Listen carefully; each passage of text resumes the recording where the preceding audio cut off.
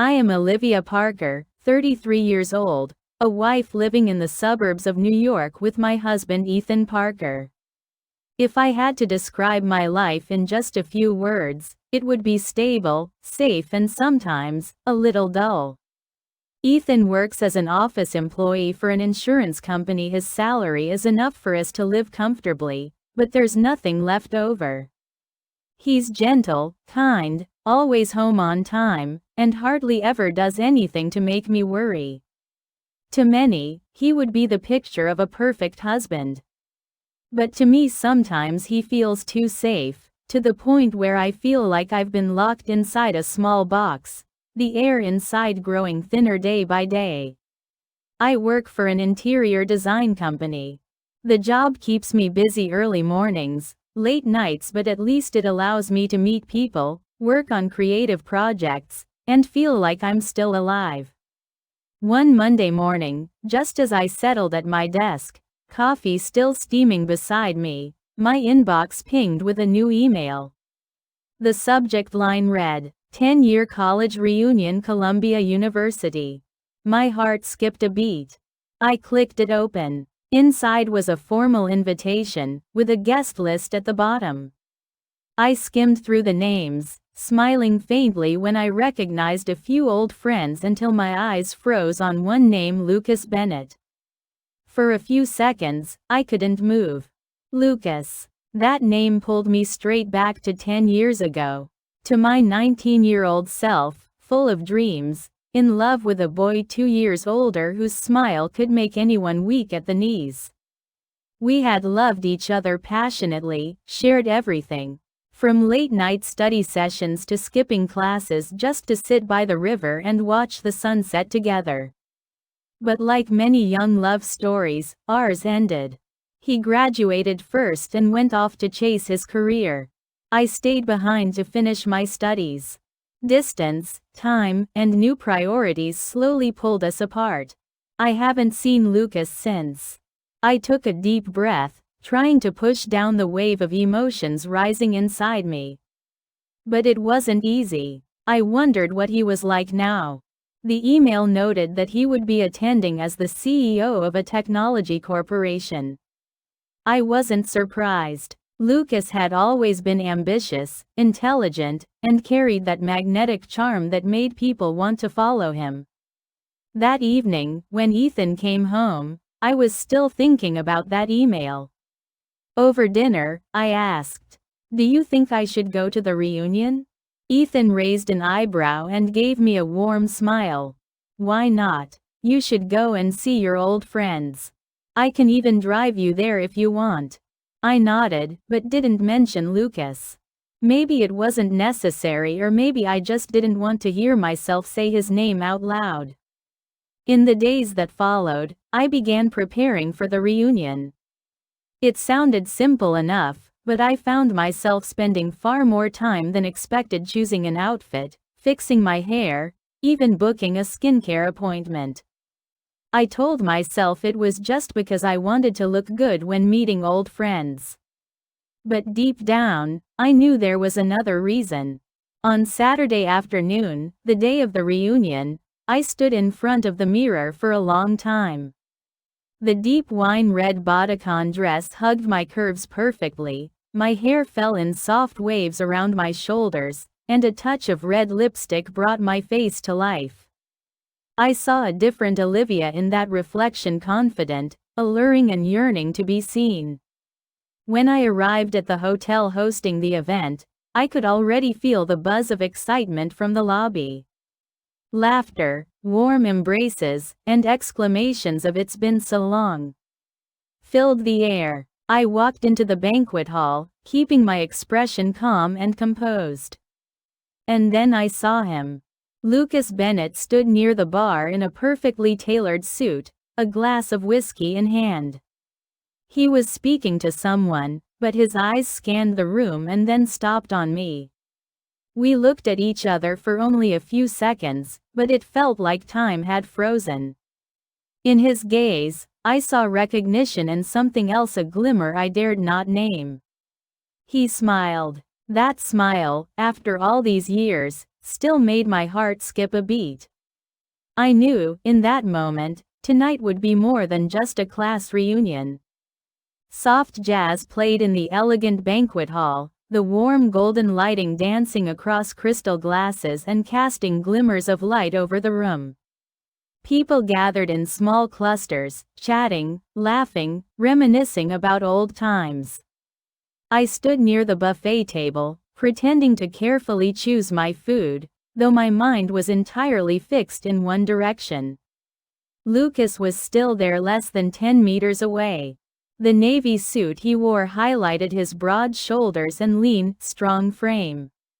Our eyes had met several times already, each time like an invisible arrow shooting straight into me. I tried to appear occupied, but the truth was, I was waiting for him to come toward me. And then, he did. I sensed him before I saw him, that familiar scent drifting in, a warm mix of wood and mint. The smell alone unlocked 1,000 memories I thought I had buried years ago. Olivia Parker, his voice was deep, warm, and carried the weight of time effortlessly closing the gap between us. I looked up. Lucas Bennett. I smiled, trying to keep my tone even though my heartbeat was so fast I was afraid he could hear it. "You haven't changed much," he said, his dark gaze sweeping over my face. My shoulders, lingering for a heartbeat too long on my lips before returning to my eyes. "Or maybe you've only become more beautiful." A quiet laugh slipped from me, though my cheeks burned. "You still know exactly how to catch people off guard." He shrugged slightly, his eyes never leaving mine. "How long has it been?" 10 years, I answered. "Since the day you graduated and disappeared from this city." Lucas tilted his head. "Not disappeared. Just went looking for a different path." There was something in his tone I couldn't quite decipher. I was about to respond when he reached for a champagne glass from a passing waiter and handed it to me. "I think we should toast to this reunion." His gaze was searching, but also certain, as if he already knew I wouldn't refuse. We clinked glasses. The gentle ting rang softly in the air, yet inside my chest it felt like a small explosion. I took a sip. Lucas stood close enough for me to feel the heat from his body, though the space between us was still within the bounds of politeness. But every movement, every look from him made me feel unsafe. We exchanged a few words about work, about mutual friends, but our conversation was never just about words. In between, his gaze would hold mine longer than necessary. When he leaned slightly toward me, when his hand rested lightly on my back as he guided me out of a crowded spot, these were not meaningless gestures. They were signals. Private ones. Ones only the two of us understood. Then, suddenly, he asked, "Want to step outside for some air? It's a bit loud in here." I hesitated for a second. Ethan hadn't come with me tonight, a last-minute work shift had kept him away. I had no real reason to say no and, shamefully, I realized how much I wanted to say yes.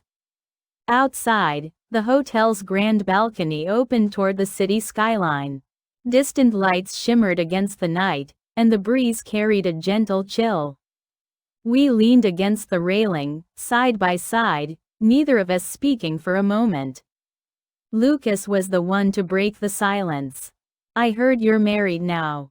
I nodded. 7 years. "He treats you well?" The question sounded polite, but his eyes said otherwise. "Ethan is a good man." My answer was true, but my voice softened in a way I couldn't hide. Lucas smiled faintly, the kind of smile from someone who understood far more than what was being said. "I remember back then, you always wanted a man who could make you feel alive every day." I turned to look at him. "And you think Ethan can't?" He didn't answer right away. Instead, he leaned in slightly, close enough for his warm breath to brush my cheek. "I think if I were Ethan, you'd never have to ask yourself that question." My heart slammed against my ribs. I stepped back a little, trying to reclaim some distance, but his eyes anchored me where I stood. "Lucas," I began, meaning to diffuse the tension, but he reached up and gently tucked a stray strand of hair behind my ear. The movement was unhurried, delicate, and it sent shivers racing down my spine. A spark flickered in his eyes. "You know something, Olivia, some things don't change, no matter how many years pass." I bit my lip. That feeling, the pull of desire, anticipation, and a hint of fear, was something I hadn't felt in a very long time. He held my gaze for one more lingering beat before exhaling and looking back toward the city. "Let's head inside. Otherwise I might forget where we are." But we both knew we were already sliding down a dangerous slope. The music in the banquet hall shifted into slow, tender ballads. The energy had quieted. Small groups lingered at their tables, red wine swirling in glasses under the soft amber glow. The pace slowed, but between Lucas and me, everything was only heating up. After we returned from the balcony, I told myself I'd slip into a group of old friends to keep my distance. But Lucas's eyes found me first. His gaze wasn't loud, it wasn't obvious, yet it carried an unspoken command that drew me toward him. He tilted his chin slightly, signaling me to join him at a table tucked away in the corner. It was a spot hidden from most people's view. I hesitated for a heartbeat, but I still walked over. Lucas poured me more wine. His hand, whether by accident or intent, brushed against the back of mine as he handed me the glass. Just the lightest touch, but it felt like a current running straight up my spine. "You still drink red wine?" His voice was low, almost a whisper. "Of course," I replied, keeping my tone steady. He leaned in slightly, the corner of his mouth lifting.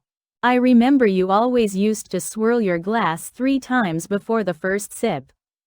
I laughed softly. "You still remember such small things?" Lucas shrugged. "Some things are hard to forget." His eyes seemed to strip away every layer of armor I had. My skin felt warm even though the room was perfectly cool. Ethan had never looked at me like that, a look that was at once tender and sharp, as though he was trying to read every thought I had. A little later, a few classmates suggested dancing. Lucas turned to me and extended his hand. "Dance with me?" I hesitated, but he waited patiently, his hand open, his eyes never leaving mine.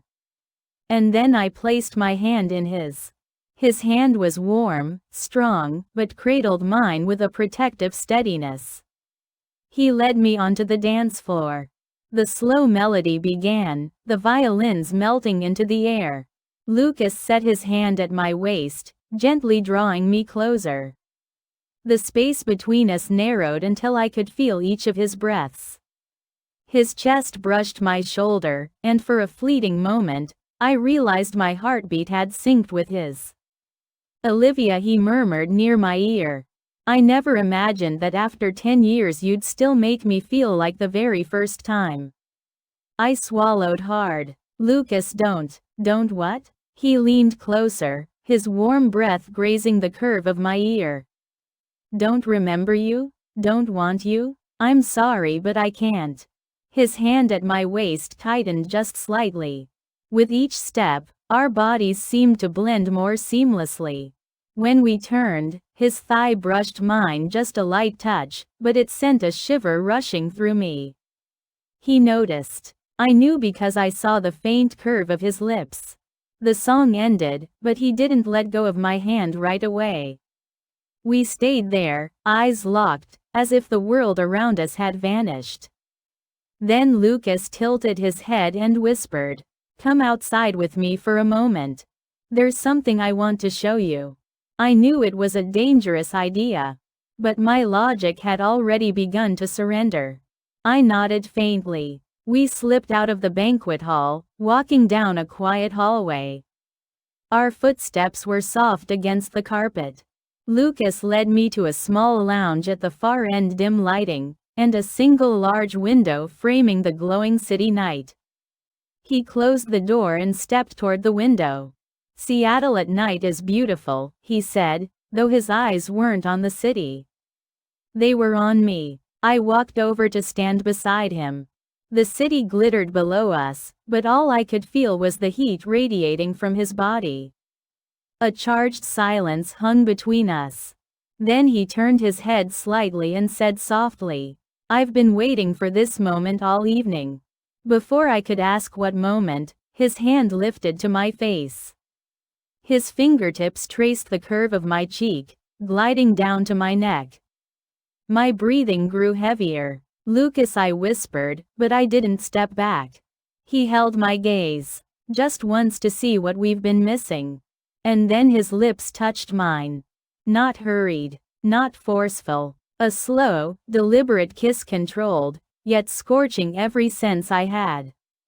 I felt his warmth, his softness, the faint taste of wine on his lips. His hand slid down my back, resting at my waist. Gentle, yet firm. I kissed him back, hesitant at first, then swept away. When he finally pulled back, I was breathless.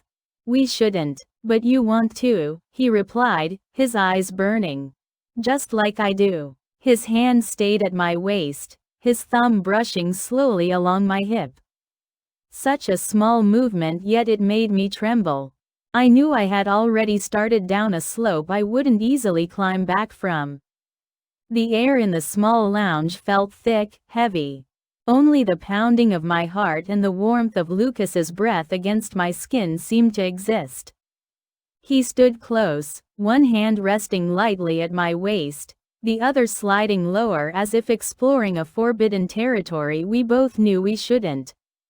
"Olivia," his voice was low and husky, more a confession than a simple call of my name. I was about to say something, but his lips found mine again.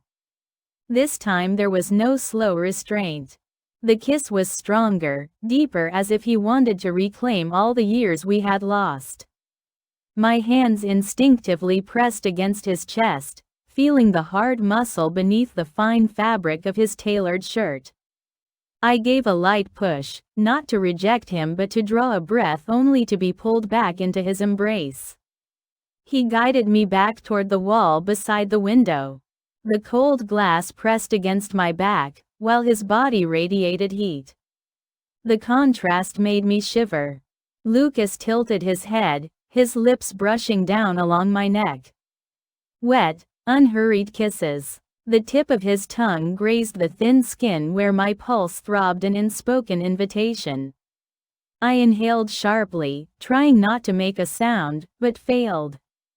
A soft, unsteady gasp escaped me, a confession in itself. "You're still as sweet as I remember," he whispered, his voice trembling just slightly. I felt his hand trace the curve of my hip, sliding down toward my thigh. He didn't cross the line, but the gentle squeeze of his fingers told me that if I allowed it, he would. I placed my hand over his, not to push it away, but to hold it there. A silent message: "Don't stop."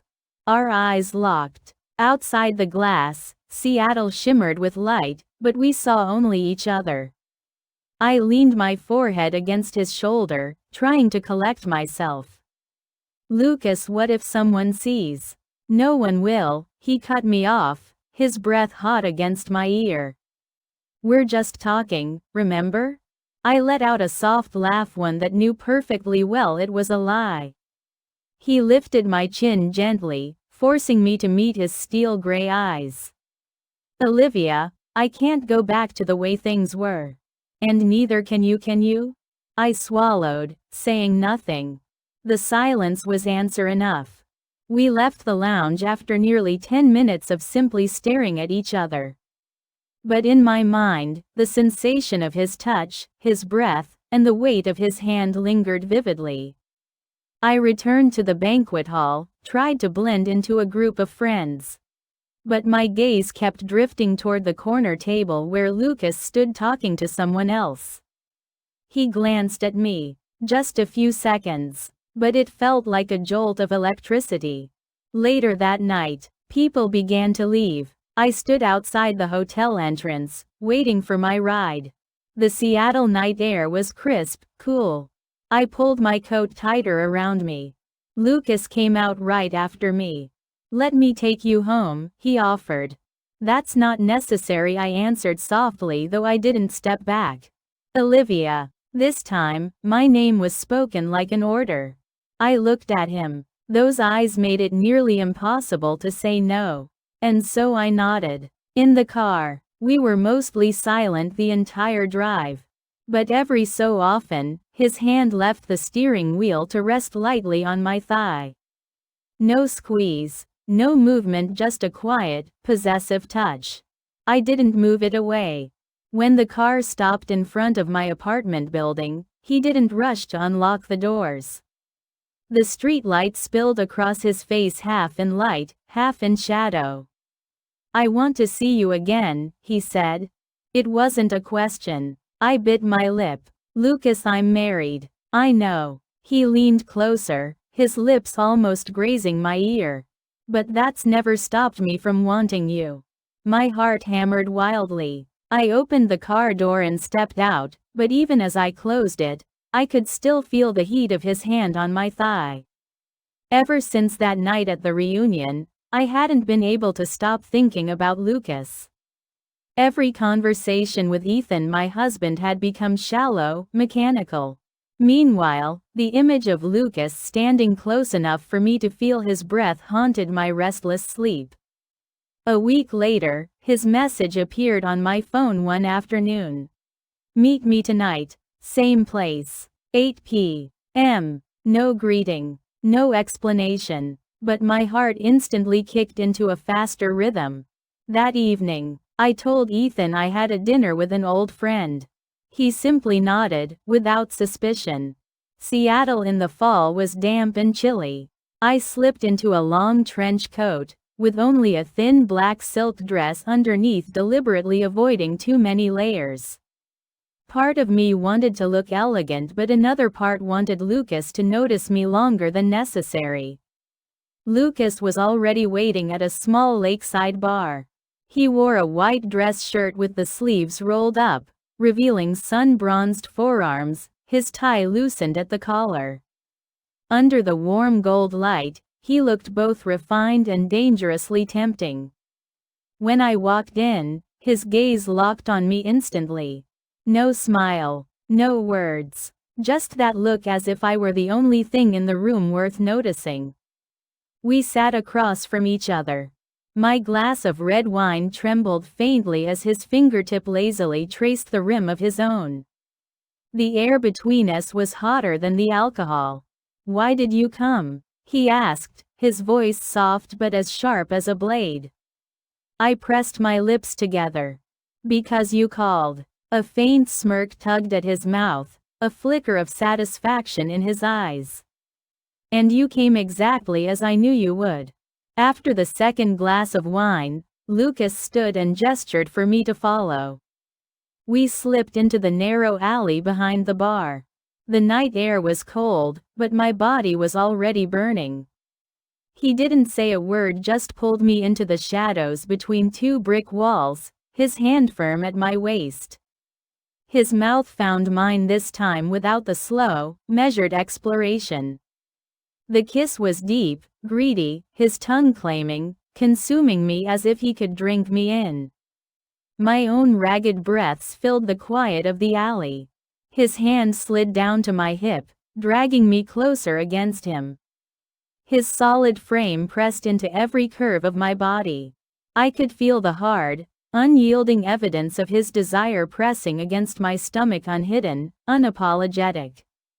"Lucas," I gasped, clutching at his shoulders, but I didn't push him away. He lowered his lips to my neck, kissing along the line of my collarbone. The kisses weren't hurried, but they burned so hot my skin prickled. He nipped lightly, leaving a faint mark, a subtle claim. I trembled, partly from the cold but mostly from the surging heat of want. Lucas leaned close to my ear, his voice low and rough. I can't stand the thought of anyone else touching you like this. And I won't let it happen.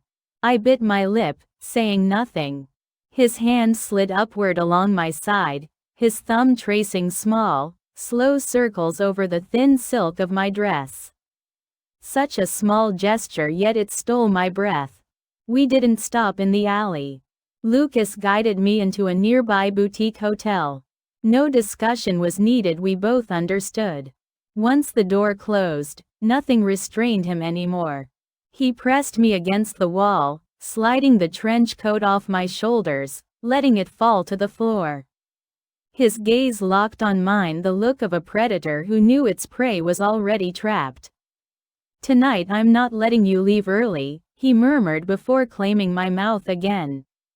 Everything erupted, the kiss, the hands, the breath, all blending into a whirlwind of desire I knew I would never forget. The hotel room door clicked shut behind us, a sharp, final sound that marked the end of all distance and restraint. There was nothing left standing between me and Lucas. He stood so close, his eyes burning into me, stripping away every layer of clothing with nothing but their gaze, even though I was still dressed. His breath brushed against my lips, hot, consuming. Before I could say a word, his mouth claimed mine with a fierce urgency.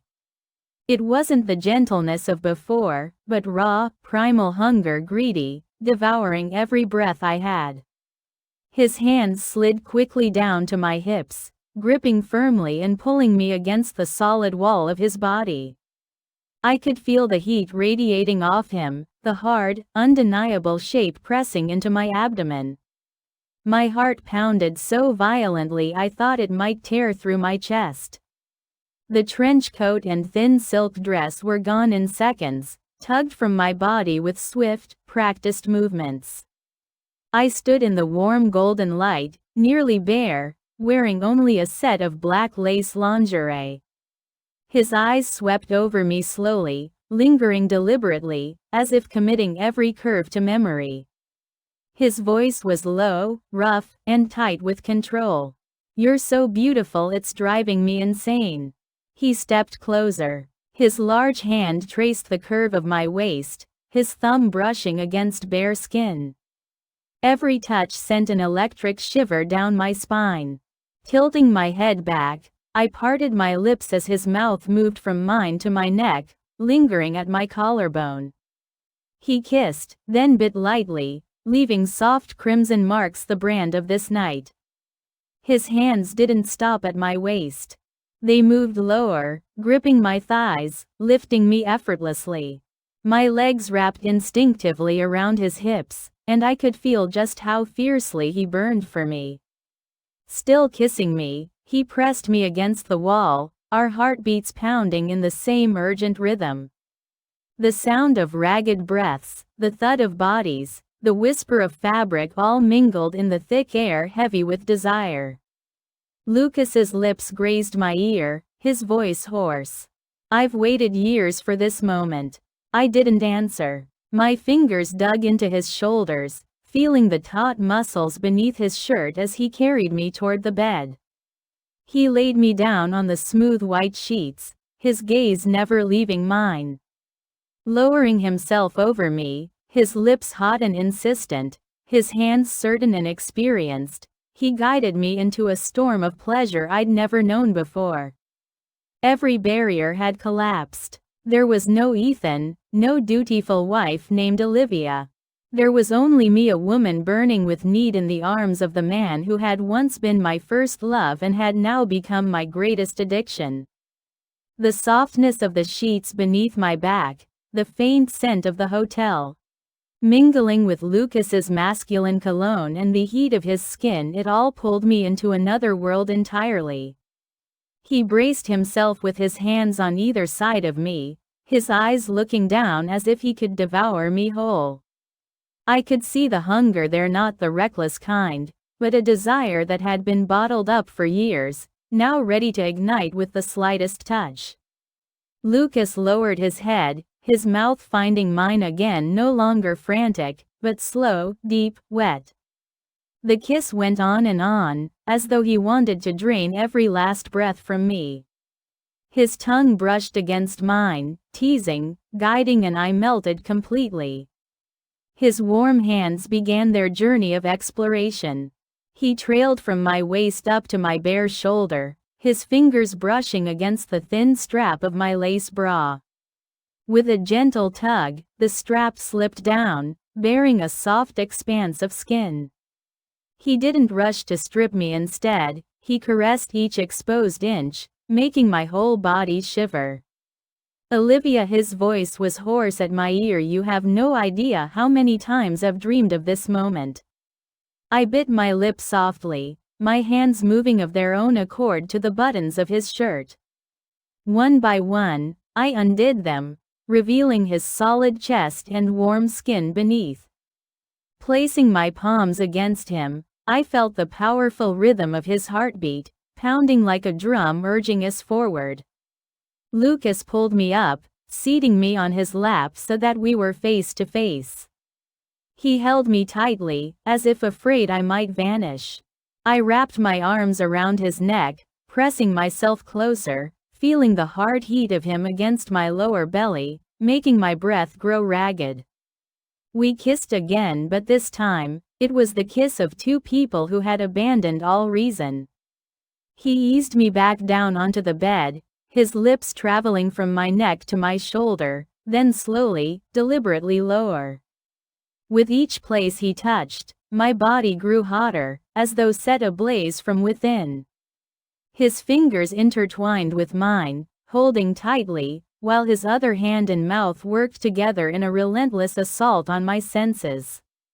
My breathless gasps filled the quiet room, mingling with the distant sound of ocean waves crashing against the Santa Monica shore. Lucas's voice came low and certain, vibrating against my skin.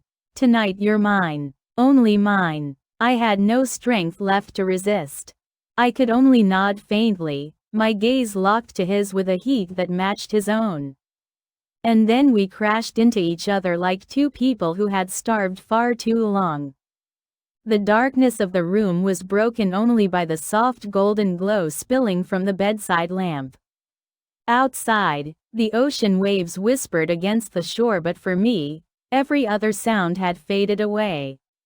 All that remained was the heavy sound of Lucas's breathing, mingling with the pounding of my own heart. Lucas gently guided me onto my back, his eyes locking onto mine as if he were trying to memorize every detail of this moment.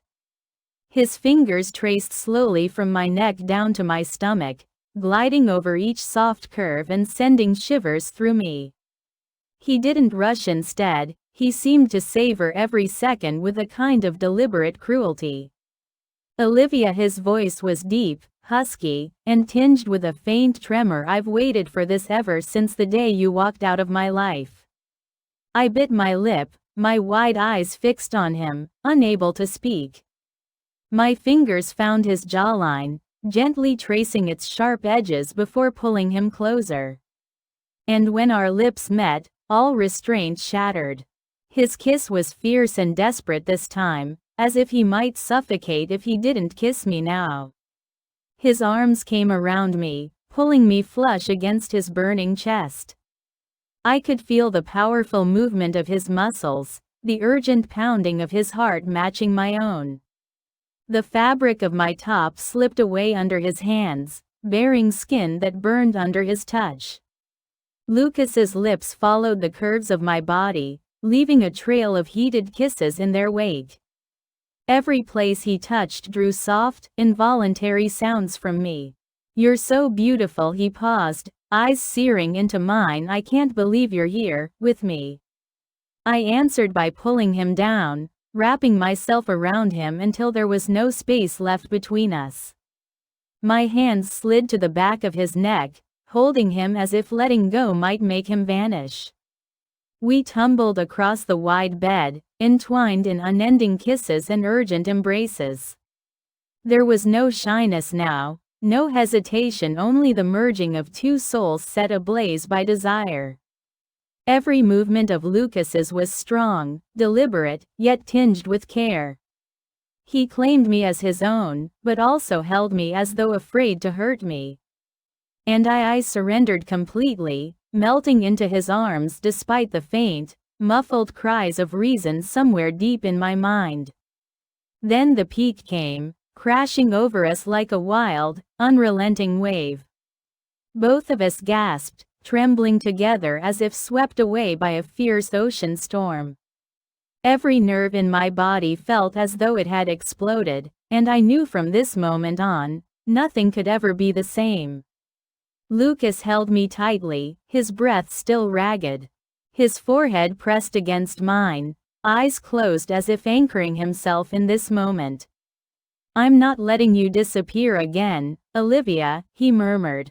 And I, in his arms, could only close my eyes, letting myself sink even deeper. I woke to the soft morning light seeping through the curtains. Lucas was still asleep, his arm draped loosely around my waist, his breathing steady. The familiar scent of him rich, masculine, wrapped around me like an invisible blanket. My whole body ached faintly, a vivid reminder of everything that had happened the night before. Carefully, I slipped out of bed, trying not to wake him. My dress from yesterday lay scattered on the floor, tangled with his shirt. I bent down to pick them up, but every time my fingers brushed against something of his, a wave of memories crashed over me, the ragged breaths, the tightening grip, the heat of his lips against my skin. I bit down hard on my lip, trying to push it all away, but it was useless. We parted in the hotel lobby with only a brief hug. Lucas said just one thing, his voice husky. "See you later, Olivia." No promises, no plans, yet there was something in his eyes that tightened my chest. On the way home, the cold Seattle morning wind brushed against my face, but it couldn't cool the heat still lingering in my body. I wondered if Ethan would notice. Would he see in my eyes the shadow of another man? I unlocked the apartment door. Ethan was sitting on the sofa, wearing a gray sweater, eyes glued to his laptop. He looked up and smiled. "You're back. How was your trip?" His voice was warm, familiar, harmless. And it made the knife twist deeper in my chest. I stepped forward, wrapped my arms around him from behind, trying to hide the slight tremor in my hands. "It was fine, just a little tiring." Ethan turned and pulled me down to sit beside him. His hand rested casually on my thigh, a simple gesture that made my heart clench.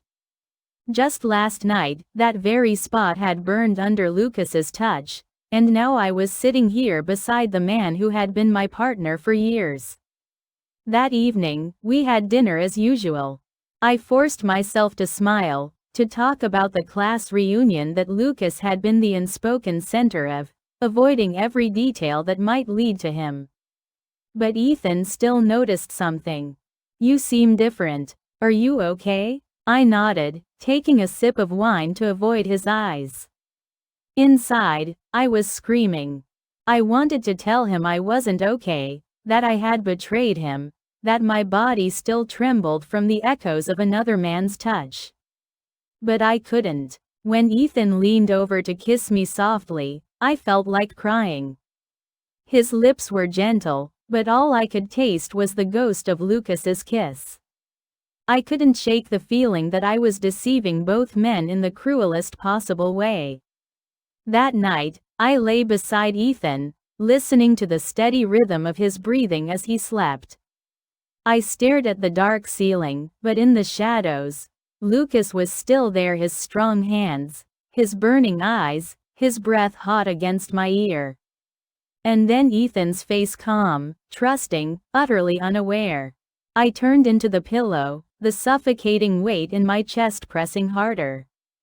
I realized desire and guilt can coexist, and when they mix, they create something unbearable, something that robs you of sleep. I knew I had crossed a line and there was no going back. 3 days had passed since the morning I left the hotel. 3 days I tried to live as the Olivia I used to be, the dutiful wife, the diligent office worker. But it was all in vain. Lucas was like a new addiction I couldn't quit. Every time I picked up my phone, I checked my messages. Every time his name wasn't there, disappointment sank in. And when it was, my heart would race like I was committing a forbidden act. The message came on Wednesday night. Thinking about you, Liv. Just 4 words. But they burned through me. I glanced at Ethan sitting at the dining table, head bent over the financial news, completely unaware that just inches away, his wife's heart was pounding for another man. I typed back, "We can't do this." But less than a minute later, I sent another. "Where are you?" Lucas called instantly. His voice was deep, husky, almost a lure. "I'm at the office. Want to drop by?" I swallowed hard. "Ethan is at home." "I didn't ask about Ethan," Lucas replied. "I asked you." That sentence stripped me of thought. We were silent for a beat, then I heard him chuckle, a low, confident sound, as if he knew I wouldn't be able to resist. The next morning, I used the excuse of meeting a client to leave my office early. My heart thudded as I stepped into the elevator of Lucas's building. The doors slid open, and there he was, white shirt with rolled-up sleeves, loosened tie, eyes fixed on me as if I were the only person in the world. "You're here," he said softly, yet with an unmistakable note of possession. He led me into his office. The door closed. Without a word, Lucas stepped forward, cupped my face in both hands, and kissed me.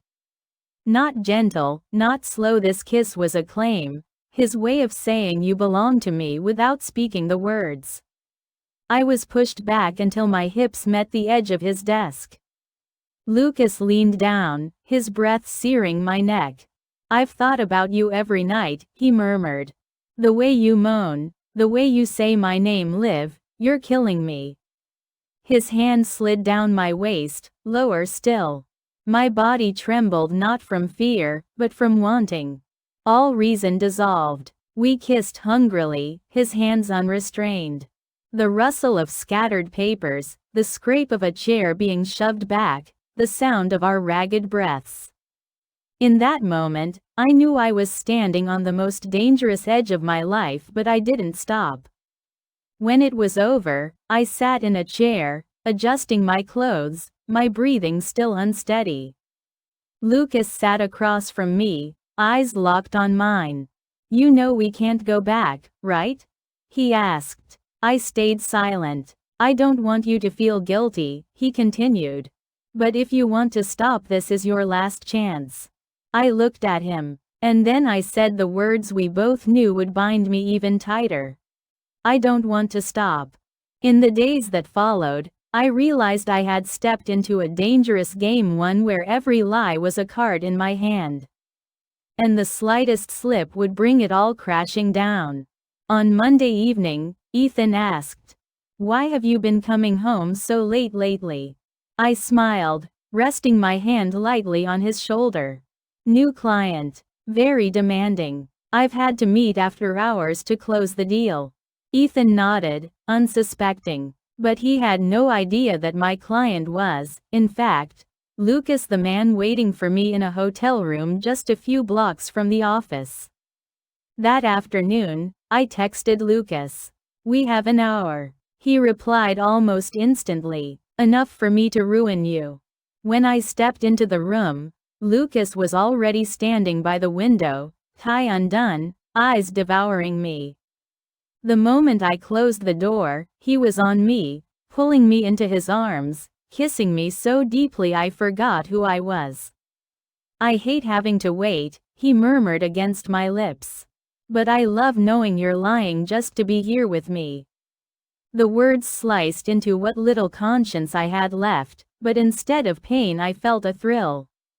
That night, when I came home, Lucas's scent still clung faintly to me. Ethan was on the couch watching TV.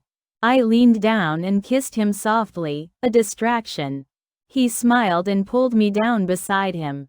"You look tired. You've been working too hard." I nodded. Yeah, tomorrow I have to meet another client. Might be home late again. Another lie slipped from my lips, smooth, sweet, effortless. I was becoming skilled at betrayal. By Wednesday, I used the excuse of meeting with the finance department to leave the office at 3 p.m. In truth, Lucas and I drove out of the city to a small roadside inn hidden behind a line of trees. When the door closed, I lay back on the bed. Lucas climbed over me, his eyes burning. I want you to give up everything and be with me, he said, part command, part plea. I touched his cheek and smiled knowingly. And what would I tell Ethan? That I've fallen back in love with my college sweetheart? Lucas didn't answer. He only kissed me harder, his hands roaming every familiar curve. That night, when I came home, Ethan was already asleep. I stood in the dark, looking at him, feeling something strange. A mix of tenderness, guilt, and boredom. I realized that the more I lied, the more I wanted to see Lucas. And the more I saw Lucas, the more I had to lie. A circle with no escape. Saturday morning, Ethan suddenly suggested, "How about we go out for lunch today? It's been a while since we had a date." I froze for a second. I had already arranged to meet Lucas at a small hotel by the river, a place where he said he wanted to have a serious talk. I smiled, resting my hand on Ethan's shoulder. "I'm meeting an old friend today. Might take a few hours. Let's go tomorrow instead." Ethan nodded, but there was a flicker of suspicion in his eyes. I left the house, my heart pounding, not only from fear that Ethan might be starting to notice, but also from the anticipation of seeing Lucas. He was waiting for me in the hotel lobby, white shirt unbuttoned at the collar, hands casually in his pockets. Just one look from him was enough to wipe away the anxiety I'd felt moments earlier. We went upstairs. Lucas locked the door, then turned to me with a piercing gaze. "Olivia, I want you to choose. We can't keep sneaking around like this." I swallowed hard. "You know I can't. Ethan doesn't deserve to be betrayed like this." Lucas stepped closer, tilting my chin up with his hand. "But you're betraying him every single day. And you're enjoying it." His words hit my conscience like a blow, but instead of guilt, a rush of heat surged through me. I didn't deny it. I just kissed him. Suddenly, my phone buzzed. It was Ethan. Lucas raised an eyebrow and stepped back, folding his arms as he watched. I took a deep breath and answered. "Hi, yeah, I'm at a cafe with a friend." There was a pause. Then Ethan asked, "Which friend?" I could feel Lucas's eyes burning into me, dissecting every word. "Julie from college. You don't remember?" I added with a soft laugh, hoping it would mask the tremor in my voice. Ethan murmured an "uh-huh," but I could hear the doubt lingering in his tone. When I hung up, Lucas moved in close, his voice low and taunting in my ear. "Hearing you lie like that right in front of me drives me crazy. You really have no way back now, Olivia." I didn't respond. Deep down, I knew he was right. We crashed into each other, our kiss so searing it erased any thought that Ethan might be growing suspicious. When I left the hotel, I texted Ethan. "Just finished catching up with my friend. Picking up some groceries for dinner." But what I was really bringing home wasn't just food, it was Lucas's scent, his touch, and the lingering heat of him still branded on my skin. That night, the house was so quiet I could hear the ticking of the wall clock. Ethan had just stepped out of the shower, the scent of cool mint soap still clinging to his skin. He came over and sat beside me on the sofa, his hand resting casually on my thigh the way he had for years. But I found myself tense. Not because of Ethan but because of Lucas. Since that last night with him, his image had invaded my mind without mercy. Those deep eyes, that searing breath, those strong arms locking me in. All of it felt as vivid as if it had happened only moments ago. I realized I was truly trapped in an addiction. I had opened the door to myself. "What's wrong?" Ethan asked, his voice carrying a trace of concern when he noticed I'd gone silent for too long. I shook my head, forcing a faint smile. "No, just tired. Long day at work." Ethan studied me, as if trying to read something hidden between the lines. My heart pounded harder. I had to turn away, afraid that if he looked any deeper, he would see everything. He would see Lucas in my eyes. The next day at the office, I stepped out of the elevator and saw Lucas waiting in the hallway.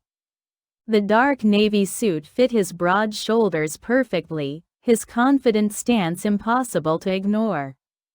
Just one glance told me he was thinking about that night, too. "Olivia," he said softly, his deep voice like a drug I couldn't resist. I glanced around. The hallway was empty, but anyone could appear at any moment. "We shouldn't be talking here," I murmured. Lucas smiled and stepped closer, his breath brushing my hair. "Tonight. The same hotel. You know where." It was a gentle command, needing no explanation. And I, a wife in the midst of betrayal, simply nodded. That evening, I told Ethan I needed to stay late at the office to finish an urgent project. I hated myself for how easily the lie rolled off my tongue. Ethan believed me instantly, only reminding me to drive safely. I kissed him on the cheek, a hollow gesture with nothing behind it. When I walked into the hotel room, Lucas was already there, tie undone, a glass of red wine in his hand.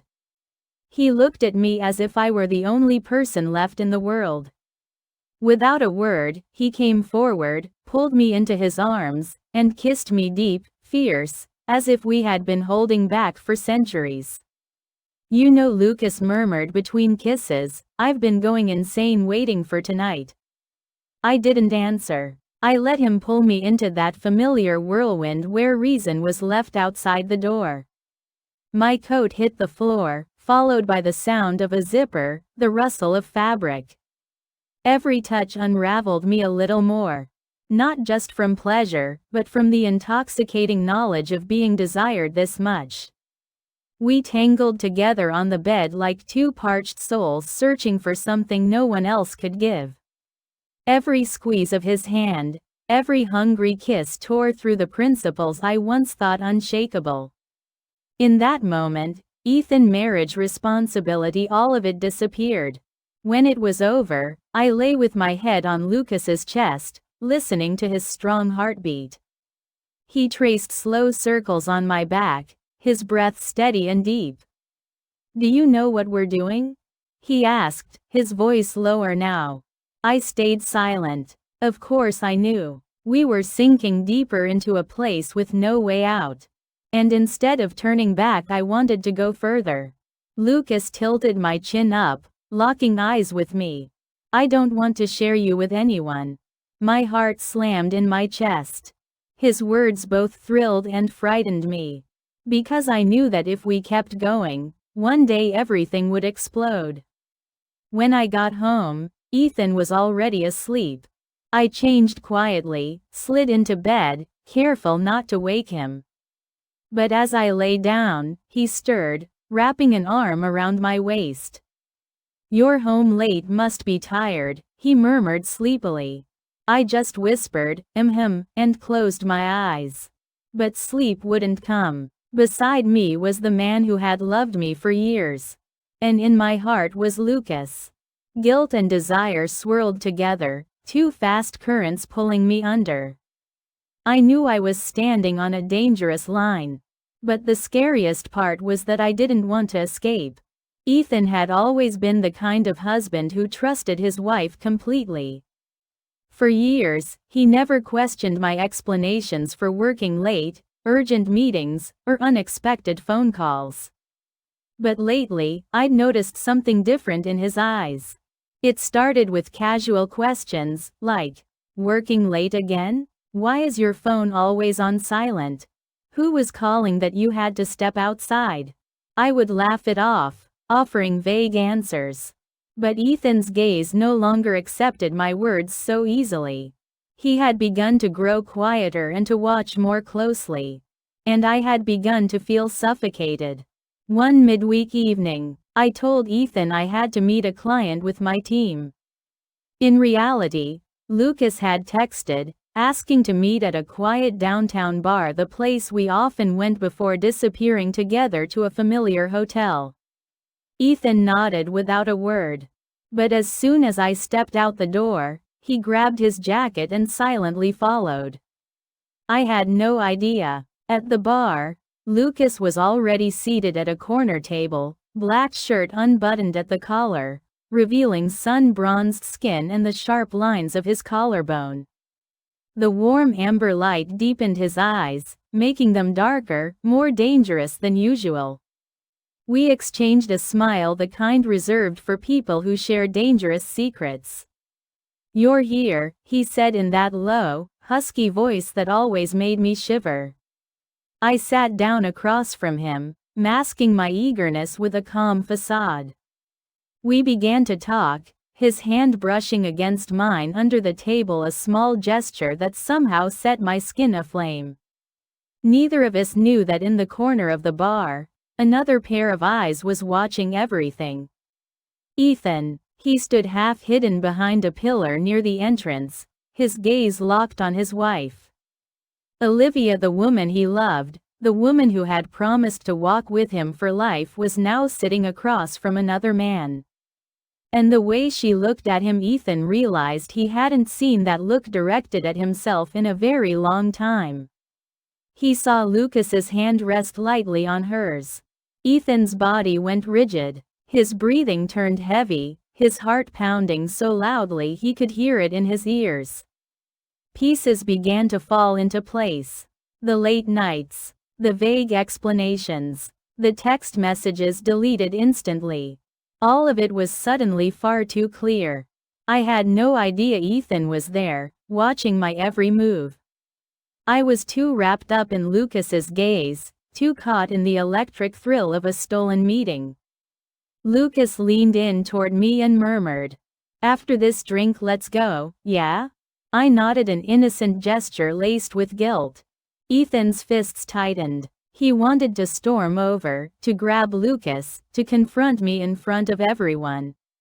But part of him held back, the part that needed to be certain, to see with his own eyes the thing his mind already knew but his heart still wanted to deny. When he saw us leave the bar together, he followed. His steps were slow, but his eyes never left us. In the parking lot behind the bar, Lucas opened the car door for me, his hand resting lightly on my waist. Ethan saw it all. He stood just a few meters away, hidden behind an SUV. His chest tightened when he saw me smile at Lucas, a smile he once believed belonged only to him. Lucas bent down, whispering something into my ear. I gave a soft laugh, my hand brushing against his chest. And then he kissed my cheek. A fleeting kiss, but to Ethan, it lasted an eternity. When Lucas shut the car door, I had no idea that, in the shadows, my husband's eyes were fixed on my every movement. Ethan felt as if a massive part of his heart had been ripped away and the rest was plummeting into a dark, bottomless void. He stayed there for a long time, watching as Lucas's car pulled away, taking me with it. Taking with it, too, the trust he had guarded so fiercely for all these years. I woke to the soft, tentative light of dawn filtering through the gap in the curtains. The apartment was unnervingly quiet. No gentle clinking of pots and pans in the kitchen. No soft rustle of newspaper pages like every other Sunday morning when Ethan would sit at the table reading the news. Only the slow, heavy thud of my own heartbeat. I turned in bed, glancing at his side. His pillow was cold. Ethan usually rose earlier than I did, but this morning it was different. There was a thick, invisible emptiness in the air, as if the apartment had just lost its soul. I stepped out of the bedroom, bare feet on the cool wooden floor. The kitchen light was off, the kettle silent. And then, I saw it. On the dining table, right where I usually sat, lay a single white envelope. Perfectly placed, as though it had been waiting for me. On the front, in the handwriting I knew by heart, was a single word: Olivia. I stood there for a long time. Part of me wanted to rip it open immediately, but another part was terrified knowing that once I did, nothing would ever be the same again. Finally, my trembling fingers broke the seal. The ink was fresh, as though he'd written it just hours ago. Olivia, I've thought long and hard about how to say this. I imagined dozens of conversations, dozens of scenarios. Some ended in tears, some in anger, some in nothing but long, aching silence.